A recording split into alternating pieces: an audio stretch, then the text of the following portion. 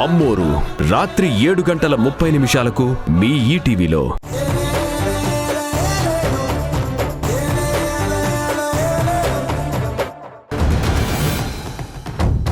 దీనికి ఇది సరిపోదు, వేరే ప్లాన్ వేయాలి. అవును దేవకి, దానికి ఇలాంటి చిన్న చిన్న స్పర్ధలు కాదు, ఏదైనా పెద్దగా చెయ్యాలి. ఏది పెద్దగా చేయక్కర్లేదమ్మా. ఈ చిన్న చిన్న స్పర్ధలే పెద్ద పెద్ద గొడవలుగా మార్చాలి. నందు ఇంటికి రాగానే ఇప్పుడు జరిగిన గొడవకి కొనసాగింపుగా ఆ మధు గురించి లేనిపోనివి నూరిపోయాలి. మళ్లీ గొడవ మొదలవ్వాలి. ఈ చిన్న గొడవ చిలికి చిలికి గాలివానై పంతాలు పట్టింపులకి పోతారు. మనం వాటిని తెగేదాకా లాగాలి. నిజమే, నీ కొడుకు రాని నువ్వు అన్నట్టే చేద్దాం.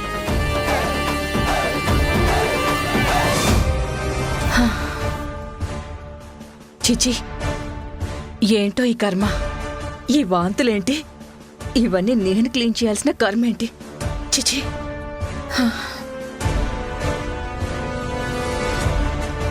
గౌరీ,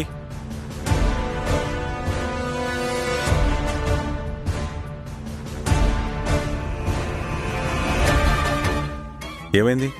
సారు. ఏంటేదో చిరగ్గా ఉన్నావు? అబ్బే ఏం లేదు సారు, సుధీర్ బాబు గది క్లీన్ చేసి వస్తున్నాను. గది క్లీన్ చేసి రావడానికి ఇంత చిరాగ్గా ఉన్నావేంటి? సారు, తప్పుగా అనుకోకండి, సుధీర్ బాబు బాగా తాగి రూమంతా వాంతులు చేసుకున్నారు. రూమంతా గలీజ్గా ఉంది, అదంతా క్లీన్ చేసి వస్తున్నాను. అదే. I'm sorry Gauri.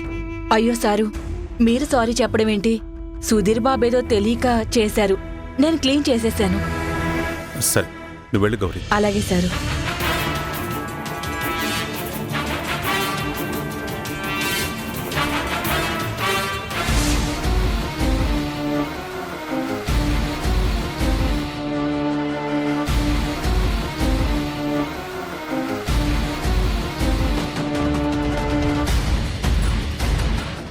రేయ్, దేరా, రేయ్, రేయ్, రేయ్, తాగి తందనాలడి వాంతులు చేసుకుంటున్నావేంట్రా? ఇదిగో చేయి తీయండి. ఆ చొక్కా పట్టుకుంటారేంటి? చొక్కా పట్టుకోవడం కాదురా, నిన్ను పీక పిసికి చంపేయాలరా. చంపుతారా? చంపండి. ఏమనుకుంటున్నారు నన్ను? నేను ఇలాగే వదిలేస్తే సర్వనాశనం అయిపోతావు. ఆల్రెడీ నాశనం అయిపోయాను. మీరు దాని గురించి ఏం బాధపడక్కర్లేదు, సంతోషపడండి. రేయ్, నోరు అదుపులో పెట్టుకుని మాట్లాడు. మత్తులో నీ ఇష్టానికి బాగామంటే చంపేస్తాను చెప్తున్నా. మావయ్య, మావయ్య, ఏం చేస్తున్నారు మీరు? ఆగండి. నువ్వుండమ్మా. ఏం చేశాడో తెలుసా వీడు? మీరుండండి. ఏం చేస్తున్నారు మీరు? కొట్టి చంపేస్తారంట, చంపేయమనండి. రేయ్ సుధీర్, దయచేసి మీరు మాట్లాడకండి. మీరు రండి మావయ్య, రండి మావయ్య. ఏంటి మావయ్య ఇది? నాకీ కర్మేంటని నేను బాధపడుతూ ఉన్నానమ్మా. నేనేం పాపం చేశానమ్మా? ఇలాంటోడు నా కడుపును పుట్టి అనుక్షణం బాధ పెడుతూనే ఉన్నాడు. చూసి చూడనట్టు పట్టించుకోకుండా ఉంటే అయినా వాడి ఇష్టానికి ఉంటాడని అనుకుంటే వాడు ఇంకా రెచ్చిపోతున్నాడు. వాడు చాలా దారుణంగా తయారయ్యాడమ్మా. పొద్దున్నే తాగి రూమ్ అంతా వామిటింగ్స్ చేసుకుని గబ్బు గబ్బు చేశాడు. పాపం గౌరీ అవన్నీ క్లీన్ చేసి సణుక్కుంటూ తిట్టుకుంటూ వెళ్తుంది. పాపం వాళ్ళు మనుషులే కదమ్మా. మన ఇంట్లో పనిచేస్తున్నంత మాత్రాన ఈ నాన్సెన్స్ అంతా భరించాల్సిన కర్మ వాళ్ళకేంటి? అందరి ముందు చులకనైపోతున్నానమ్మా. నా వల్ల కావడం లేదు, అసలేమాత్రం భరించలేకపోతున్నాను. మావయ్య, దయచేసి అరిచి మాట్లాడకండి.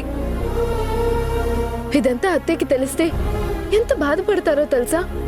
ఇవి అత్తయ్యకి తెలియడానికి వీల్లేదు. సైలెంట్ గా ఉండండి. సైలెంట్ గా చేతులు ముడుచుకొని కూర్చుంటే వాడు ఇంకా దారుణంగా తయారవుతాడమ్మా. లాభం లేదు. వీడిని 4 పీకైనా సరే కాళ్ళు చేతులు కట్టిపడేస్తేనే వాడు దారికొస్తాడు. లేదు మావయ్య, మీరు ఆవేశంతో సుధీర్ని ట్రీట్ చేస్తున్న విధానం, మీరు మాట్లాడుతున్న మాటలు అతన్ని మరింత బాధపెడుతున్నాయి, మరింత ఊబిలోకి నెట్టేస్తున్నాయి.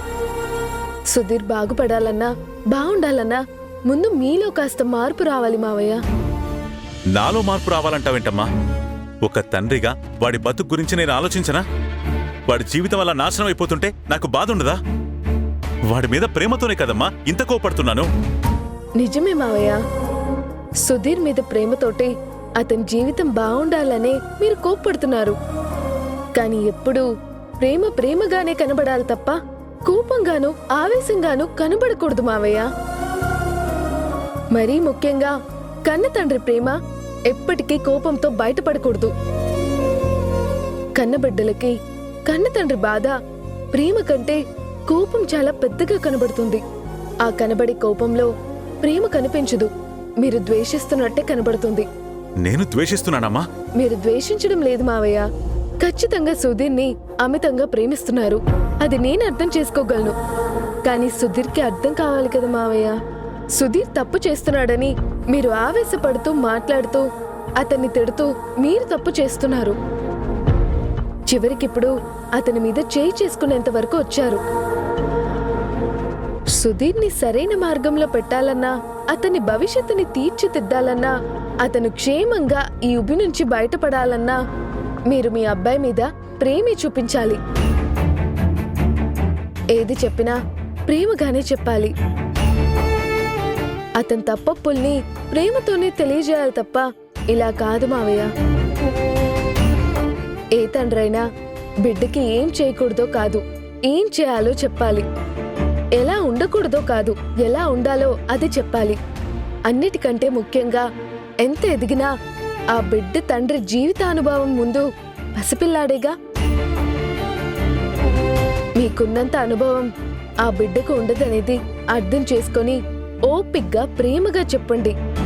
మీ బిడ్డ బలం బలహీనత మీకంటే ఇంకెవరికి ఎక్కువ తెలుసు మావయ్య. మీరు ఆవేశంలో కోప్పడి చెప్తే అతను ఇంకా బలహీన పడిపోతాడు. అదే మీరు మీ కన్న తండ్రి ప్రేమతో చెప్పి చూడండి, మానసికంగా బలవంతుడవుతాడు, అంతకంటే ఉన్నతంగా ఎదుగుతాడు. ఆలోచించండి మావయ్య.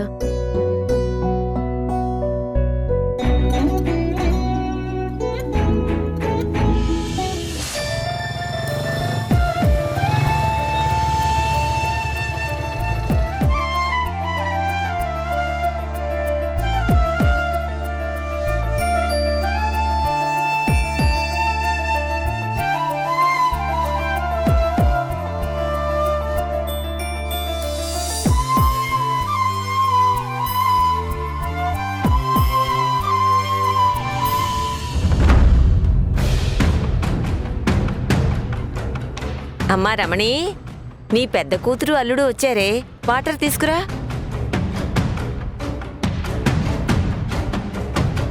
అల్లుడు గారు, చాలతే.